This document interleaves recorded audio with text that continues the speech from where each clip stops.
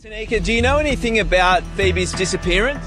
Stepping into Jinjin's house of hell. Tanika, where's Phoebe? Tanika? I can't prepare you enough for this. Did you really drive her to the airport? What happened to Phoebe?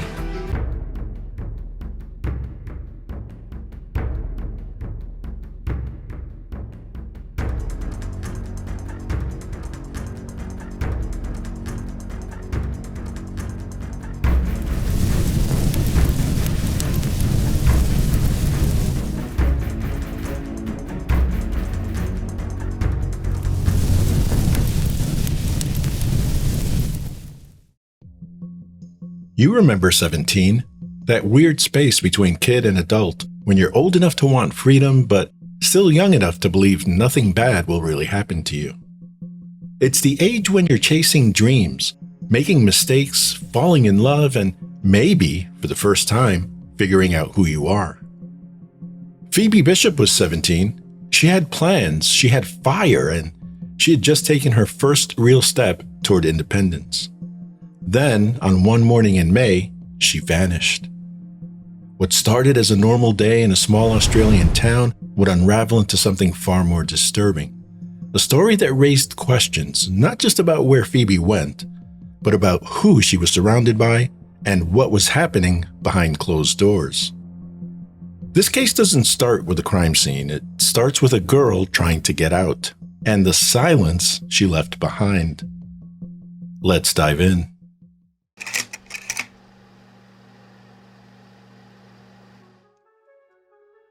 Phoebe Jade Bishop was raised in the rural town of Jinjin, located in Queensland, Australia, approximately 50 kilometers west of Bundaberg. The kind of place where everyone knows your name and your business. And Phoebe, she stood out. Her family described her as strong-willed, sassy, and full of heart. She loved music and wasn't afraid to speak her mind. Phoebe attended the Y School in Bundaberg, an alternative education program designed for students who need extra support. Like many teens her age, she craved independence and space to grow. According to a report in the Daily Mail, after a recent falling out with her mother, she moved out of the family home. She ended up living in a shared house with two adult roommates, 33-year-old Tanika Bromley and her partner, 34-year-old James Wood. She was just 17. They were in their 30s. We'll circle back to that. At the time, her family wasn't too concerned about the age difference. Tanika had previously worked for Phoebe's mother, the owner and director of a business linked to Australia's National Disability Insurance Scheme. Therefore, it's not like it was some random situation. And by all accounts, Phoebe was happy about an upcoming 10-day trip to visit her boyfriend in Perth. She had saved the money herself, and she was ready. And then came the day everything changed. Search efforts will continue today for missing 17-year-old Phoebe Bishop, who was last seen near Bundaberg 11 days ago. Live to Today Queensland reporter Mia Glover on the Gold Coast. Mia, what's the latest on this search?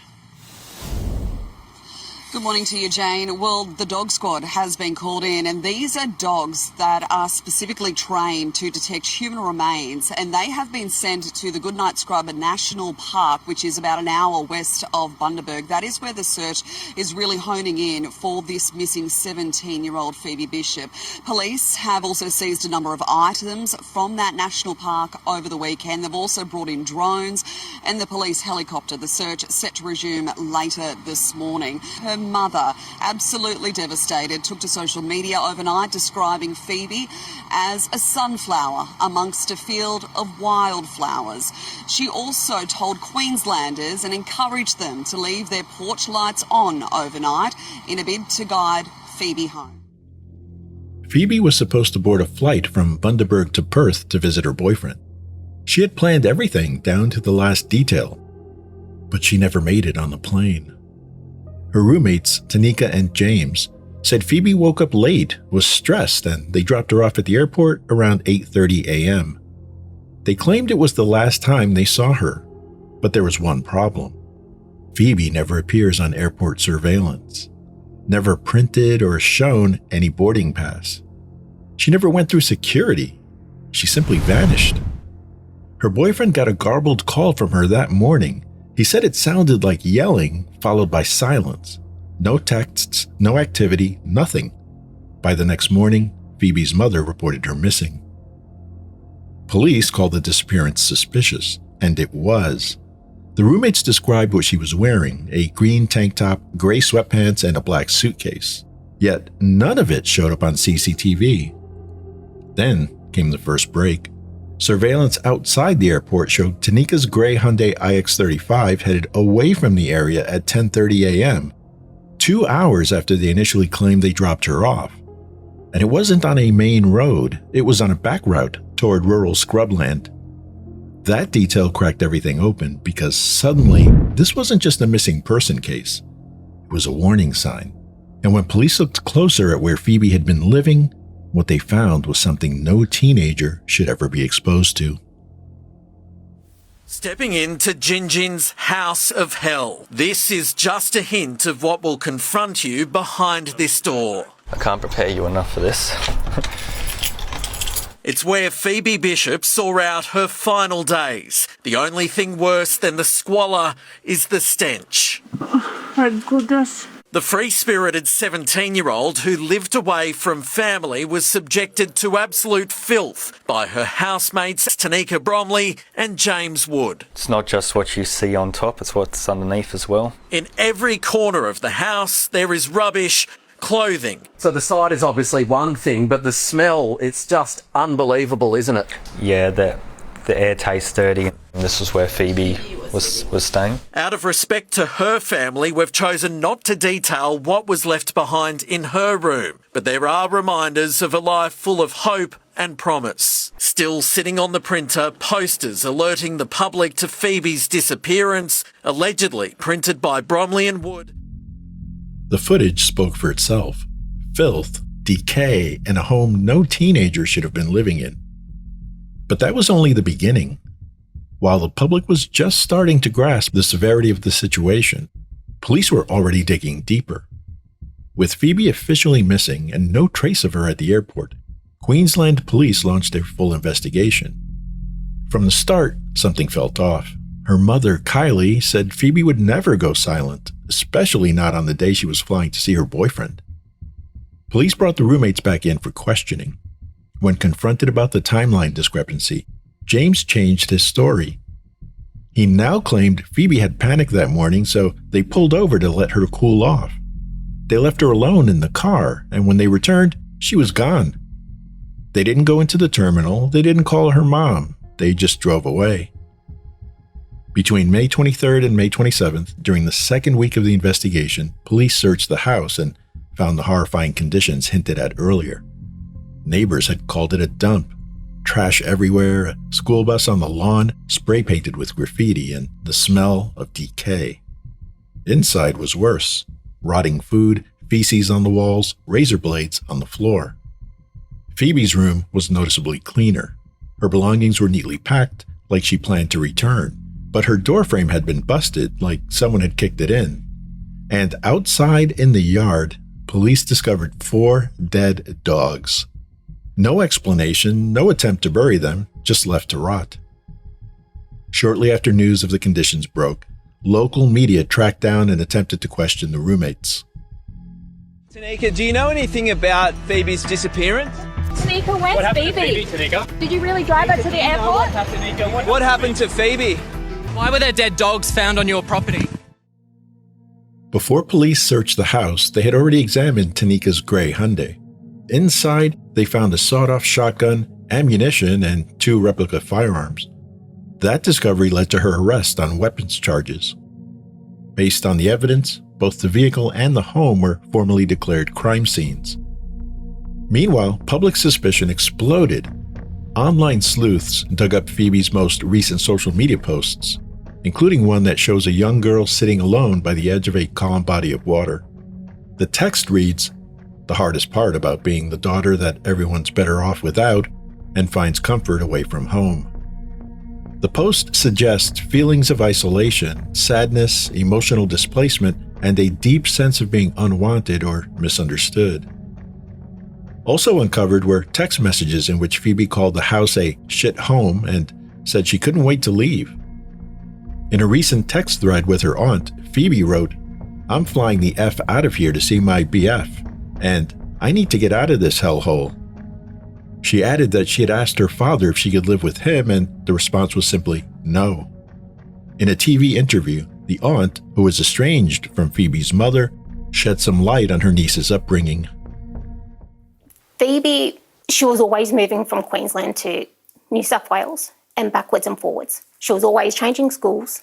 She had so many different stepdads in and out of her life. She never had no one that she could really speak to. And they grew up in filth.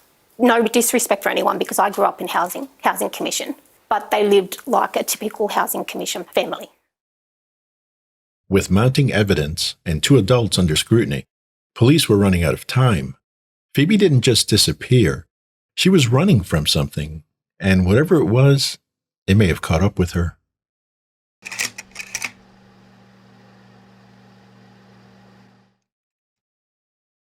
It had been over 2 weeks since Phoebe vanished. With no answers and hope fading, her mother made a public plea, desperate for someone, anyone, to come forward. Hi, I'm Kylie.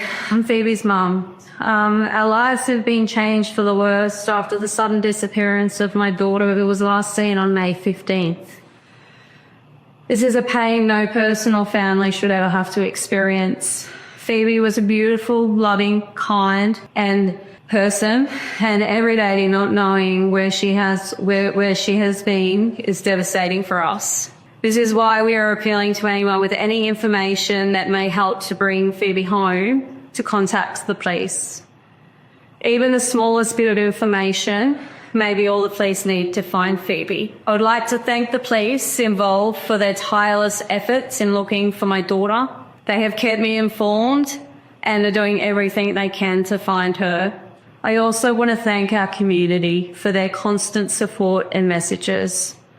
I know that this investigation isn't over. It will not be over for me until we find Phoebe.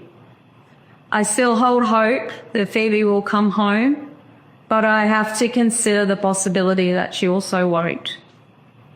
In the worst case scenario, if the worst case scenario has happened, I at least need to know where she's resting. I need to know where Phoebe is. My daughter wouldn't just disappear. Someone knows something, and as a mum, I'm asking you to come forward with your information. As days passed, the silence around Phoebe's disappearance grew louder. Her family kept pushing for answers, but the trail fell cold, and on June 4th, all public searches were called off by police. Still, investigators weren't giving up. They focused on the surveillance footage which contradicted Tanika and James's initial timeline, showing their car leaving the airport area hours after they claimed to have dropped Phoebe off. It was never seen returning. Instead, it was recorded taking a back road straight toward Goodnight Scrub National Park, and phone location data supported that route. On closer inspection, investigators noted the vehicle had been deliberately altered. The Hyundai appeared in 2 surveillance clips with 2 different license plates. One plate read 414EW3 near the airport. Hours later, a camera near Jinjin captured the same car with 474BW8 plates. Police also noticed the Hyundai logo had been replaced with a makeshift Toyota badge. When they peeled it back, they found spray paint and tape.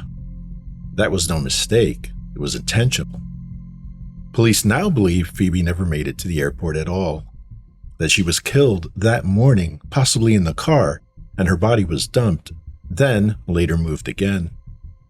Based on a combination of physical, digital, and circumstantial evidence, police arrested Tanika Bromley and James Wood on June 5th, charging them with 1 count of murder and 2 counts of interfering with a corpse. Marched from his cluttered caravan, James Wood realises just listen to me. His freedom is short-lived. Police seized and towed a 4-wheel drive he'd been living out of. Forensic officers are analysing it for any signs of death. His girlfriend, Tanika Bromley, was also arrested at Bundaberg Police Station by detectives who tellingly called their alleged victim by her first name. Whilst we always hope to find Phoebe alive, our investigation as it progressed quite clearly showed us that that was not going to be a viable outcome. The accused murderers weren't brought into the courtroom where Phoebe's sister was waiting. She was loved. She's missed dearly. 3 weeks is too long for us as a family and all of our friends. We just want her home. Throughout the search, something kept pulling investigators back to the strange route Tanika's car was seen taking on the morning Phoebe went missing. It didn't lead to the airport. It led to a place called Goodnight Scrub National Park, a dense, remote, rugged stretch of wilderness about an hour southwest of Bundaberg. At first, they kept the reason for the search quiet, but eventually Detective Inspector Craig Mansfield confirmed it. Phoebe's phone had pinged in that area, and not just once, there were multiple hits. It was enough to send cadaver dogs, drones, and dozens of search personnel deep into the brush. And then, on June 6th at 2:30 in the afternoon, one of those dogs hit on something. Roughly 5 miles from the park entrance, in a thick, isolated patch of scrubland, police made a grim discovery. It took them more than 3 weeks, but police are now confident they've found the remains of Phoebe Bishop. Her housemates remain in custody, charged with murdering the 17-year-old, then moving her body twice. We can take you inside the investigation and reveal the incredible stroke of luck that led to the devastating breakthrough. Off an unassuming path in unrelentingly dense bushland, a crime scene. It's here investigators claim Phoebe Bishop's body was dumped by her alleged killer housemates. Those remains have now been tested and examined further by our forensic capability. They've been identified as being human remains. Mobile phone data led police to Goodnight Scrub National Park 2 weeks ago. That search was called off. Police believed crucial evidence had been moved. Then, late yesterday, a lone detective and a cadaver dog made the horrifying and chance discovery, deciding to scour this track on a whim because it looked similar to the site of the first search. That national park is vast, and as I've mentioned previously, it's an unforgiving terrain. The second site is approximately 9 kilometres from the first, but it is within that area of that telecommunications data. Detectives not confirming how they believe Phoebe died or if a weapon was used, but we are satisfied that we have enough evidence to support our prosecution of these two accused. The 17-year-old's luggage and phone are still missing, and an alleged motive has not been revealed. We always wanted to bring Phoebe home, and we believe that this is the first step in that process. The town of Gingin, once judged Australia's friendliest and where Phoebe lived with Bromley and Wood, is reeling. A small shrine is growing outside the trio's home, and from Phoebe's mother just moments after the grim find. I didn't think my heart could break any more than it did when you went missing or when the charges were laid, but this is ripping me apart. As news of the arrests broke, the reaction was immediate and emotional. The town of Gingin was stunned. People had been clinging to hope, hoping Phoebe would be found alive, hoping this wasn't what it looked like. But after weeks of silence, secrecy, and suspicion, the truth began to sink in. This wasn't just a missing person case. It was a homicide. Phoebe's mother, Kylie, took to Facebook with daily posts, counting the days her daughter had been gone, asking for answers, pleading for help. And when police confirmed they'd found Phoebe's remains, Kylie said what no parent should ever have to say. "I just need to know where she's resting." And still, through all of it, Kylie showed grace. At a candlelight vigil held after the arrests, she asked the community not to take their grief out on the accused's family or her kids. They didn't make those choices, she said. Phoebe would have wanted compassion. A moving vigil has been held in the small Queensland town ripped apart by the tragic alleged murder of Phoebe Bishop. Among the attendees at last night's memorial, the SES and police search teams who scoured Scrub for the missing teen. Her family, including her sister and mother, also made emotional speeches to a crowd of more than 300 people. I know Tanika has been charged. I know her family live within our community. And from living within our community, I expect them to receive respect and I expect them to receive the respect that they deserve.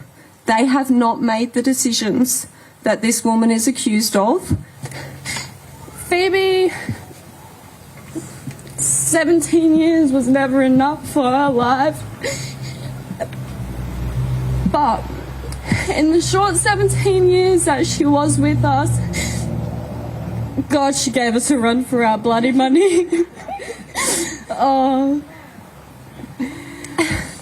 She was a cutthroat person, but she's seen the good in everyone. As of the date of this upload, James Wood and Tanika Bromley remain in custody. They've been charged with 1 count of murder and 2 counts of interfering with a corpse. Their next court appearance is set for August 11th, 2025. The full picture hasn't been revealed yet. Cause of death is still unknown and forensic testing is ongoing. But according to police, the case is solid, built on phone records, surveillance footage, conflicting witness statements, and physical evidence collected from both the vehicle and the home. Detective Inspector Craig Mansfield said it plainly. 3 people arrived near the airport. 3 people never exited that vehicle. Then came another twist. Kieran Daniel Mittelhauser, 30 years old, was charged on July 1st with 2 counts of accessory after the fact to murder in connection with Pheobe Bishop's case. Prosecutors allege that Mittelhauser used Phoebe's mobile phone to interfere with the police investigation, an act meant to mislead or obstruct law enforcement. Specifically, police claim he accessed and possibly manipulated data or the device to impede efforts to locate Phoebe and uncover what happened to her. The precise link between Mittelhauser and the primary accused hasn't been fully disclosed in public reports. The timing of the charge, however, just weeks after Tanika and James were arrested, suggests he was connected to their circle or had access to sensitive information. While it strongly implies coordination with the primary accused, no official source has confirmed the exact nature of their relationship. What we do know is Mittelhauser has a confirmed hearing for August 25th. At that time, it is possible that evidence summaries or affidavits may outline the timeline of his involvement, and we can learn whether Mittelhauser was knowingly helping conceal a murder, if his actions were more peripheral or reactive, and how close he really was to the 2 main suspects. Even so, police are firm. As of now, Tanika and James remain the only suspects. What comes next is the legal process, a preliminary hearing, possibly a trial, maybe even plea deals. But one thing is certain, the world is watching, and so is Phoebe's family. Because this isn't just about justice, it's about answers. What happened in that car? Why didn't they call for help? What could have happened that morning to end a 17-year-old girl's life right as it was beginning? And maybe the hardest question of all, could it have been stopped?